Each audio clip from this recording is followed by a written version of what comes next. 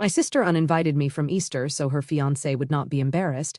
Then his whole firm walked into my office to pitch the CEO they mocked. The text message from my sister, Victoria, arrived on a Wednesday afternoon, 3 days before Easter. "Hey, Emma, about Sunday's brunch at Mom and Dad's. Maybe skip this year. Derek just made VP at Silvercrest Capital. The partners will be there. Your situation would be awkward. You understand?" I stared at my phone screen in my corner office on the 47th floor of the Pinnacle Tower.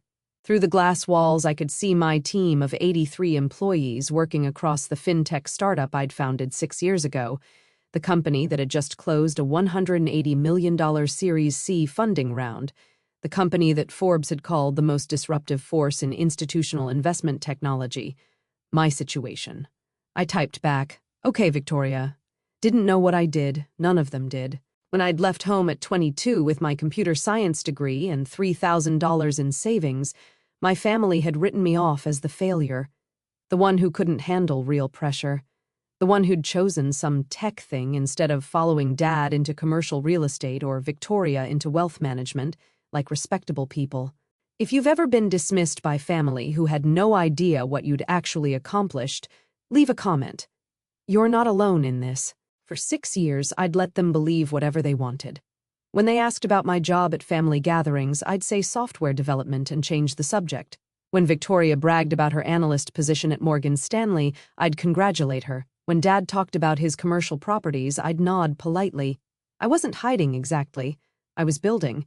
And I'd learned early that family who'd never believed in you wouldn't suddenly start just because you proved them wrong. They just find new reasons to dismiss you.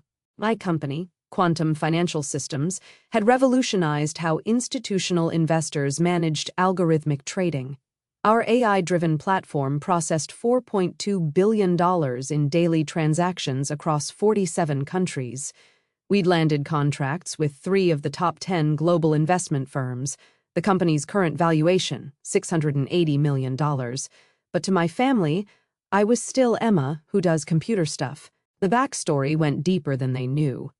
I was 12 when I realized I was different from Victoria. She was the golden child, beautiful, charming, following every rule. I was the quiet one with the books, the one who preferred coding to social events, the one who asked too many questions about why things worked the way they did. "Emma is difficult," Mom would tell relatives. "Always has been." When I was 16, I'd presented an award-winning computer science project at the state competition. I'd won first place and a $10,000 scholarship. Victoria had driven me there, spent the whole event on her phone, and on the drive home said, "It's kind of sad how you need these little tech trophies to feel special." Dad hadn't come to the competition at all. "Real business happens in boardrooms, not computer labs," he told me. I'd gone to State University on scholarships, not because I couldn't afford better, but because they had the strongest computer science program in the region. I'd graduated summa cum laude at 21. My parents came to graduation but left before the departmental awards ceremony where I received the Outstanding CS Graduate Award. "We have a dinner reservation," Mom had explained. "Victoria's boyfriend is in town." After graduation, I'd worked at a major investment bank for exactly 14 months, long enough to understand how their trading systems worked, long enough to realize I could build something better, long enough to see the massive inefficiencies in how institutional money moved. I'd quit on a Tuesday, told my parents on Wednesday, and listened to Dad's 40-minute speech about throwing away stability and disappointing everyone. "You're making a huge mistake," Victoria had said. "But that's typical, Emma. Always thinking you know better than everyone else." I'd started Quantum Financial Systems in my 600-square-foot apartment with 2 co-founders from my university days, Marcus and Priya. Both had believed in the vision when I'd pitched it over coffee. Both had families who'd supported their risk-taking.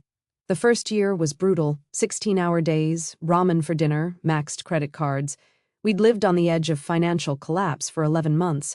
Then we'd landed our first client, a mid-size investment firm willing to trial our platform.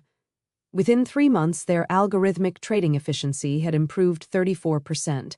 Within 6 months, they'd signed a $2.3 million annual contract. That was 5 years ago. Since then, we'd grown exponentially. Series A funding, $23 million. Series B, $67 million. Series C, which had closed 2 months ago, $180 million. Total money raised, $270 million. Current valuation, $680 million. My ownership stake, 42%, worth approximately $285 million on paper. Current valuation. Forbes had featured me 4 months ago with the headline, "The 28-year-old who's revolutionizing institutional finance." The article included photos of me in my office, quotes about disrupting traditional finance, details about our technology. I'd sent the magazine to exactly 3 people, Marcus, Priya, and my mentor from university, not my family. What would be the point? Victoria's text messages continued through Thursday and Friday. Thanks for understanding about Sunday. Derek's really sensitive about appearances. Mom's making her famous lamb. You're not missing much, LOL. Derek's partners are super old school. They judge everyone by their job, you get it? I replied to none of them. Instead, I focused on the investor meeting scheduled for Tuesday, a potential client meeting that my head of business development, James, had arranged with Silvercrest Capital. They're interested in licensing our platform for their alternative investments division, James had explained in our prep meeting Friday afternoon. Big opportunity. They manage $47 billion in assets. Contract could be worth $15 to $20 million annually. Who's coming to the meeting? I'd asked. James checked his notes. Their VP of Alternative Investments, Derek Morrison, their head of technology, Susan Park, and their managing director, Richard Grantham. I paused. Derek Morrison. Yeah, do you know him? No, I'd lied, just making sure I have the name right. Derek Morrison, Victoria's fiance, the man she'd been dating for 8 months, the man she'd been texting me about all week, the man whose sensitivity about appearances meant I wasn't welcome at Easter brunch. I'd said nothing to James, nothing to Marcus or Priya. I'd simply prepared for the meeting like any other, reviewed Silvercrest's portfolio, analyzed their current technology stack, prepared presentation materials showing exactly how our AI-driven platform could optimize their alternative investment strategies. I wasn't hiding anymore. I was watching. Monday was Easter. I spent it in my apartment working on Q2 projections and reviewing our expansion plans for the European market. My phone stayed silent except for one text from Mom at 4 p.m. Easter brunch was lovely. Derek is so impressive. Victoria is so lucky. Hope you had a nice day, I replied. Glad you enjoyed it. Around 7 p.m., Victoria posted 14 photos to Instagram. The whole family at Mom and Dad's house, Victoria with Derek, her arm around his waist, both of them smiling. Derek with Dad, both holding whiskey glasses, everyone around the table, the famous lamb in the center. The caption, "Perfect Easter with my perfect people. So blessed." 2 hearts, #family, #Easter, #blessed. I liked the post. I didn't comment. Tuesday morning, I arrived at the office at 7:30 a.m. The Silvercrest meeting was scheduled for 10 a.m. In our main conference room, the one with floor-to-ceiling windows overlooking the city, the one with our technology demos set up on 3 large screens. At 9:45, I was in my corner office reviewing final notes when James knocked. "They're early," he said. "Just arrived. Security's bringing them up." "Perfect," I said, standing and smoothing my Tom Ford suit, the navy one I'd bought last month for investor meetings. "Let's make them comfortable." I walked with James to the reception area. Through the glass doors, I could see 3 people signing in with security, an older man in his 60s, an Asian woman in her 40s, and Derek Morrison. He looked exactly like his Instagram photos. Tall, athletic build, expensive suit, confident posture, the man who worked in finance, the man who was too good to have his fiance's sister at Easter brunch, the man whose partners were super old school about judging people by their jobs. Security cleared them through. Richard Grantham stepped forward, first extending his hand to James. "Richard Grantham, Managing Director at Silvercrest, thanks for having us." James shook his hand. "James Chin, Head of Business Development, welcome to Quantum Financial Systems. This is our founder and CEO. Derek's eyes found me at exactly that moment. I watched the recognition hit him, watched his confident expression fracture into confusion, watched him look from me to the reception desk behind me where our company name was displayed in 6-foot steel letters. Watched him look back at me. "Emma Chin," I said, extending my hand to Richard Grantham. "Founder and CEO, welcome." Grantham shook my hand warmly. "Miss Chin. Richard, please call me Richard. I've been following your company's growth. Impressive work." "Thank you. We're excited about this meeting." I turned to Susan Park, shook her hand. Miss Park. Susan, please. Looking forward to seeing the platform. Then I turned to Derek, extended my hand, smiled politely. Mr. Morrison. He shook my hand mechanically. His palm was sweating. Emma, I didn't realize that. I work here. I kept my voice professionally pleasant. Yes, I founded Quantum about 6 years ago. Shall we head to the conference room? I think you'll be interested in what we've built. I turned and walked toward the conference room. Behind me, I heard Richard say to Derek, You've met Emma before? Derek's response was strangled. She's my fiance's sister. The conference room seated 12 around a modern table. I took my seat at the head. James sat to my right with our chief technology officer, Priya, to my left. The Silvercrest team sat opposite. Derek hadn't stopped staring at me. I could feel his eyes every time I spoke, every time I moved. Susan and Richard were focused, professional, asking smart questions. Derek was spiraling. I opened the presentation. Silvercrest Capital manages $47 billion in assets with approximately $8 billion in alternative investments. Your current algorithmic trading infrastructure processes about 2,400 transactions daily with an average lag time of 1.7 seconds. Our AI-driven platform can reduce that lag to 0.3 seconds while processing up to 12,000 transactions daily, which would increase your operational efficiency by 340% and reduce your technology overhead costs by approximately $4.2 million annually. I clicked to the next slide. We currently serve 34 institutional clients, including Baxton Group, Meridian Capital, and Fortress Investments. Combined, they process $4.2 billion daily through our platform across 47 countries. Richard leaned forward. What's your average contract value? Annual licensing fees range from $8 million to $24 million, depending on asset volume and customization requirements. For Silvercrest's portfolio size, we'd be looking at approximately $18 million annually for full platform access with dedicated support. Derek made a sound like he'd been punched. In line with what we'd budgeted, Susan said. Can we see a demo of the interface? Absolutely. I nodded to Priya, who brought up the live demo on the center screen. For the next 40 minutes, I walked them through our technology, showed them the AI learning patterns, demonstrated the predictive analytics, explained our security protocols, answered every technical question with precise detail. Derek said nothing, just sat there growing paler, staring at me like I was a stranger who happened to look exactly like someone he knew. At 11:40, Richard stood and extended his hand. Emma, this is exactly what we've been looking for. Susan, thoughts? Susan nodded. The technology is solid, more robust than the 3 other vendors we've evaluated. I'd recommend we move forward with a pilot contract. Agreed. Richard turned to me. We'd like to propose a 6-month pilot starting in Q3, transitioning to a full contract if the results match your projections.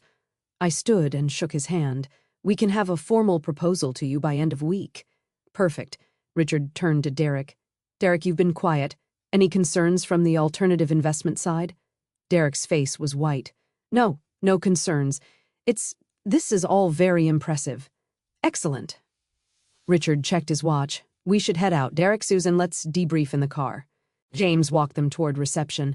I hung back, closing my laptop. When I looked up, Derek had stopped in the doorway. Richard and Susan were already at the elevators. Derek turned back. Emma, he said quietly, does Victoria know? I met his eyes. Does Victoria know what? That you're this? He gestured around the office. That you're a CEO, that your company is worth... What did Forbes say? $680 million. I smiled. You read the Forbes article. It's on your wall. He pointed to the framed magazine cover visible through my office glass walls. The cover where I stood in front of the New York Stock Exchange with the headline, The FinTech Disruptor, How Emma Chin Built a $680 million empire by age 28. Yes, it is. Does she know? He repeated. Victoria knows I work in software development. She's never asked for details. Neither has anyone in my family. Why would I volunteer information that doesn't interest them? She said. He stopped, started again. At Easter, she said you work some entry-level IT job, that you've never been ambitious, that you're the family disappointment. Did she? It wasn't a question, Emma. He ran his hand through his hair.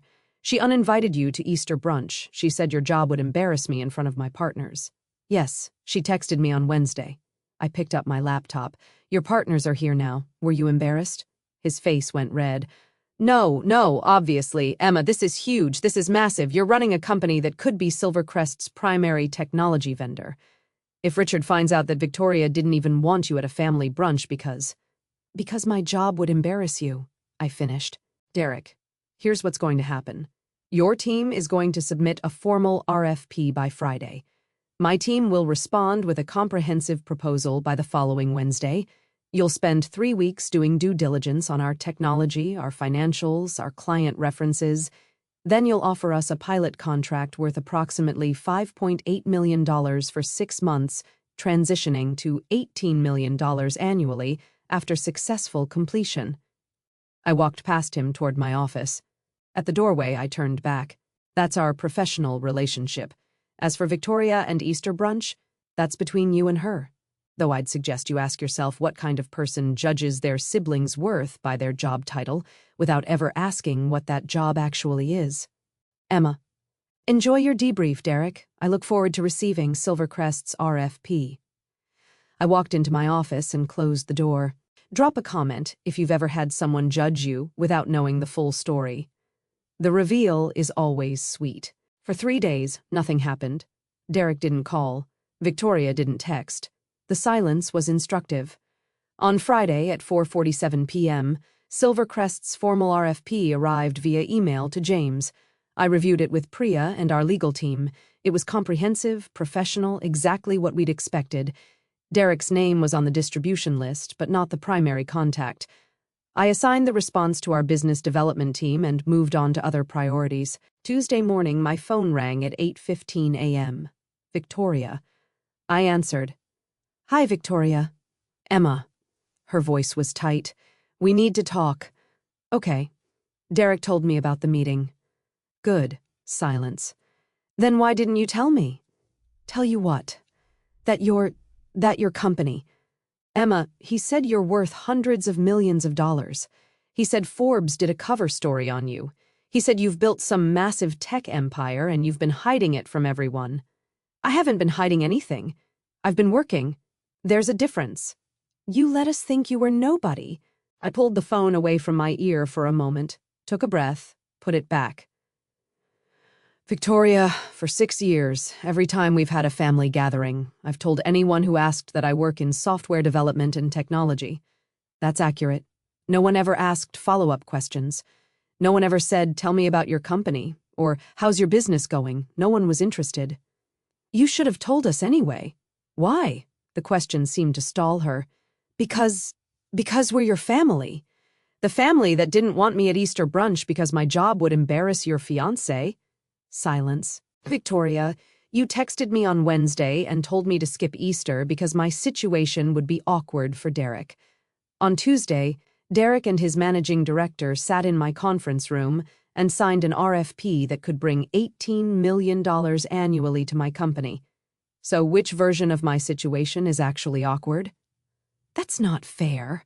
What's not fair is deciding my worth based on assumptions without ever asking me a single question about my life. What's not fair is judging me as a failure for 6 years while I built a company from nothing.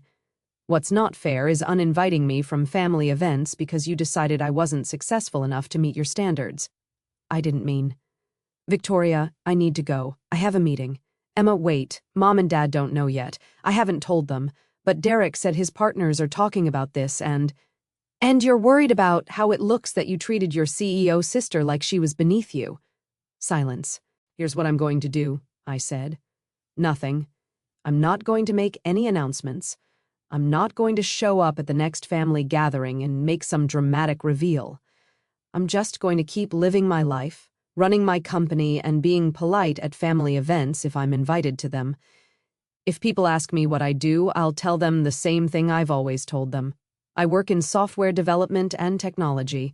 If they want to know more, they can ask more. but Derek is going to complete his due diligence on my company.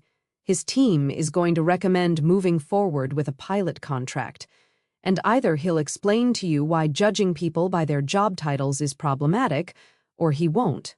That's between you two. Emma. I have to go, Victoria. Goodbye. I hung up. The messages started within hours. Mom called at 10 a.m. I didn't answer. She left a voicemail.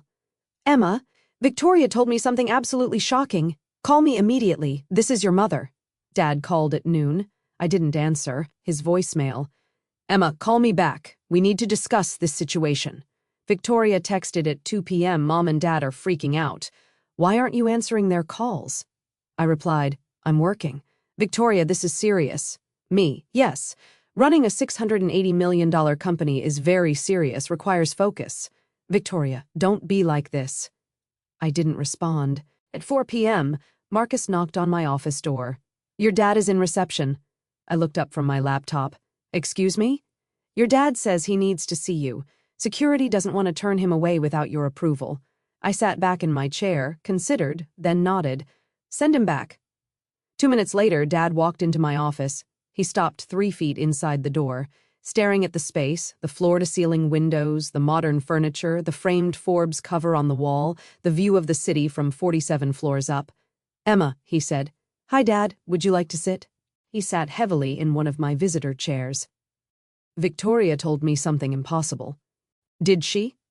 She said you own a company, the CEO, that you're worth. He stopped. It can't be true. I gestured around the office. This is Quantum Financial Systems. I founded it 6 years ago with 2 partners from university. We develop AI-driven algorithmic trading platforms for institutional investors. We currently serve 34 clients across 47 countries and process $4.2 billion in daily transactions. The company's current valuation is $680 million. My ownership stake is 42%. Forbes featured us 4 months ago. Dad stared at me. Why didn't you tell me? I did tell you 6 years ago. I told you I was starting a technology company. You gave me a 40-minute speech about throwing away stability and disappointing everyone. That's not. I thought you meant some little app or... Emma, this is serious business. Yes, it is. You should have explained that you were building something real. I leaned forward. Dad, at what point in the last 6 years did you ask me a single question about my company? At what point did you say, how's your business going? Or, tell me about your work? You decided what I was doing wasn't important, so you stopped asking. That's not my failure to explain. That's your failure to be interested. His face reddened. Don't speak to me like... Like what? Like a successful CEO speaking to someone who dismissed her for 6 years without knowing any facts?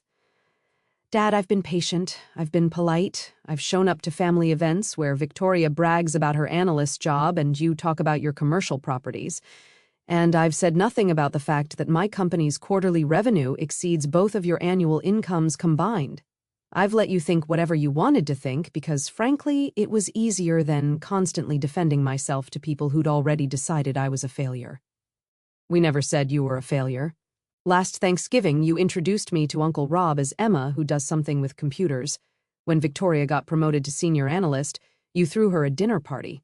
When I closed my Series C funding round for $180 million, you didn't know it happened because you never asked how my business was going. Dad stood up. This is ridiculous. You're angry because we didn't throw you a party. No, Dad, I'm not angry. I'm just done pretending that your lack of interest in my life is somehow my responsibility to fix. Emma, I need to get back to work. If you'd like to have a real conversation about my company, my work, or my life, you're welcome to call and schedule time. But I won't be defending myself for being successful. Not to you, not to Victoria, not to anyone. Dad's face was red. Your mother expects you at Sunday dinner. Does she expect me, or does she expect Emma the CEO so she can brag to her friends? He said nothing. I'll think about it, I said. Thank you for stopping by. He left without another word. Comment below if you've ever had to set boundaries with family who suddenly cared when they realized you were successful. This is the hard part. The weekend was a barrage of messages. Mom called 6 times. Victoria texted constantly. Even my Aunt Linda, who I hadn't heard from in 3 years, sent a Facebook message. Saw the Forbes article. So proud. Let's catch up soon. I answered none of them.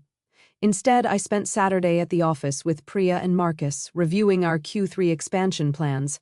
Spent Sunday at home reading and ignoring my phone. Monday morning, James appeared in my office doorway with a wide smile. Silvercrest just sent their pilot contract. $5.8 million for 6 months starting July 1st. Derek Morrison called personally to confirm they're moving forward. Excellent. Send it to legal for review. Already done. James paused. Derek mentioned that he'd like to meet with you personally to discuss the implementation timeline. Said he wants to make sure the transition is smooth. Schedule it with his assistant. Formal meeting, conference room, full team present, not a one-on-one. No? This is business. We keep it professional. James nodded and left. I returned to my email. At 11 a.m., Victoria called. I considered not answering. Then, on the 8th ring, I picked up. Hi, Victoria. Emma, please just talk to me for 5 minutes. I said nothing. I'm sorry, she said. I'm sorry for how I treated you. I'm sorry I uninvited you to Easter. I'm sorry I've been dismissive of your work. I'm sorry I judged you without knowing anything about what you'd accomplished. Okay? I didn't know. Victoria, you didn't ask. That's different than not knowing. I know, you're right. I should have asked. I should have been interested. I should have been a better sister. I waited. He's been really clear about how badly I messed up. He said what I did was unforgivable. He said it reflected poorly on both of us that I treated my own sister like she was beneath me. He said his partners are asking questions about why I didn't even know what my sister did for a living. Victoria, are you apologizing because you're sorry, or because it's affecting your relationship with Derek? Long silence. Both, she finally said. Is that terrible? It's honest, I sighed. Look, I accept your apology, but I need you to understand something. I didn't build this company to prove anything to you or Mom or Dad. I built it because I saw a problem in institutional finance, and I knew I could solve it. I've spent 6 years working 80-hour weeks, risking everything, building something from nothing, and I did it without your support or encouragement or interest. So when you say you're sorry for not knowing, what you're really saying is you're sorry you got caught not caring. That's harsh. It's true. Another silence. Then what do I do now? You decide what kind of sister you want to be going forward. You can be the person who cares about me because my company is successful and dating your fiance's firm. Or you can be the person who cares about me regardless of what I do or don't accomplish professionally, but you can't be both. And I'm not going to help you figure out which one you choose. Emma has a meeting. Victoria, take care. I hung up. The Silvercrest pilot contract launched in July. By August, their algorithmic trading efficiency had improved 38%. By September, Derek was presenting our results to Silvercrest's board of directors with a recommendation to convert to a full annual contract. My family situation evolved slowly. Mom called once a week, not to ask about my company, but to have actual conversations. She'd started asking about my life, my friends, whether I was dating anyone. It was awkward at first, but it felt genuine. Dad had shown up to my office one more time in August with a request. Would you teach me about your technology? I want to understand what you've built. I'd said yes. We'd met for coffee twice, and I'd explained algorithmic trading in terms he could understand. He'd listened, asked questions. At the end of the second meeting, he'd said, I wish I'd done this 6 years ago. Me too, I'd replied. Victoria was more complicated. She'd invited me to 3 events since our phone call. I declined 2 and attended 1, a birthday dinner for Derek. She'd introduced me as my sister Emma, who founded Quantum Financial Systems. It felt performative, but it was a start. The real change came in October. Derek and Victoria had their engagement party at Silvercrest's private club, the same venue where they'd planned Easter brunch. This time I was invited, not just invited. Victoria had texted, Please come, I know you're busy, but it would mean everything to me. I'd almost said no. Then I'd thought about what Marcus had said when I told him about it. You've already won, Emma. Everything else is just showing up. So I'd shown up. The party was exactly what I'd expected. 150 people, champagne, excessive flowers, everyone in expensive clothes talking about finance and real estate and who was getting promoted where. I'd arrived at 7 p.m., wearing a black Saint Laurent dress. Victoria had spotted me immediately and rushed over. "You came," she'd said, and for the first time in years, she'd hugged me like she meant it. "Congratulations," I'd said, "both of you." Derek had joined us, extending his hand formally. "Emma, thank you for coming, and thank you for what your team has done with the pilot. The results have exceeded every projection." "That's good to hear." Victoria had pulled me toward a group of her colleagues. "Everyone, this is my sister, Emma. She founded Quantum Financial Systems." I'd shaken hands, answered questions about our technology, kept everything professional and brief. After 20 minutes, I'd excused myself to get a drink. At the bar, Richard Grantham had appeared beside me. "Emma," he'd said, "I wanted to tell you personally. The board approved the full contract this morning. $18 million annually, 3-year term, option to expand. Derek's presenting the final paperwork to your team on Wednesday." "That's excellent news, Richard. Thank you. Thank you. You've built something remarkable." He'd raised his glass. "To disruption." I'd clinked glasses with him. "To solving real problems." I'd stayed at the party for exactly 2 hours. On my way out, Victoria had caught me at the door. "Thank you for coming," she'd said. "Really, it meant a lot." "You're welcome." "Am I? I'm trying. I know I have a long way to go, but I'm trying to be better." I'd looked at my sister, really looked at her, seen the effort behind the words, seen the person who'd spent 6 years being the favorite, learning what it felt like to realize she'd been wrong about something important. "I know," I'd said. "Keep trying." Final question for everyone watching. Have you ever been underestimated by people who should have known better? Drop a comment with your story. And if this resonated with you, consider subscribing. We post stories like this every week about people who were dismissed, who built something amazing anyway, and who got the last word. Thanks for watching. Today, Quantum Financial Systems employs 127 people and serves 52 institutional clients across 63 countries. Our annual revenue is $94 million. The company's valuation has reached $890 million. We are planning our Series D funding round for next year, which will likely take us past the $1 billion mark. My family knows what I do now. Most of them have tried in their own ways to rebuild relationships that were damaged by years of dismissal. Some are more genuine than others. Mom asks about my work and actually listens. Dad has attended 2 industry events where I was speaking. Victoria texts me about things other than her own life. It's not perfect. It's probably never going to be perfect, but it's different than it was. The Forbes cover still hangs in my office. Not because I need the validation, but because it reminds me that I built something real despite everyone who said I couldn't. That I succeeded not because my family believed in me, but because I believed in myself. Derek Morrison is now the Senior Vice President of Technology Integration at Silvercrest Capital. His primary responsibility is overseeing Silvercrest's partnership with Quantum Financial Systems. We have monthly strategy meetings. They're professional, productive, and never awkward. Last month, Victoria asked if I'd be her maid of honor at the wedding. I said yes. Not because she deserved it, but because I've stopped measuring my decisions by what people deserve and started measuring them by what I want my life to look like. I want my life to include forgiveness where forgiveness is earned, progress where progress is made, and boundaries where boundaries are necessary. 3 days ago, Victoria and I had coffee.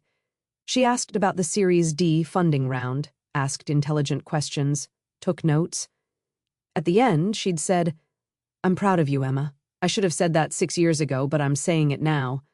"Thank you," I'd replied. Then she'd asked, "Do you think you'll ever be able to trust me again? Like, really trust me the way sisters should?" I'd considered the question honestly. "I don't know, but I think we can try." That's where we are now, trying, building something new from broken pieces. It's not the family relationship I wanted when I was 12 or 16 or 22, but it's the one we have. And maybe, eventually, it will be enough. My company is hosting its annual gala next month, a fundraiser for computer science education in underserved communities. I'm giving out $150,000 scholarships to students who want to study technology but whose families think they should choose real careers. Victoria asked if she could volunteer at the event.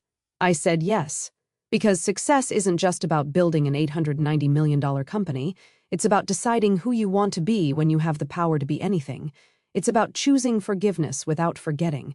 It's about showing up for the people who show up for you, even if it took them years to figure out they should. My name is Emma Chin. I'm the founder and CEO of Quantum Financial Systems. I'm 28 years old and worth approximately $373 million on paper. But more importantly, I'm the person who didn't need her family's belief to succeed. I just needed my own.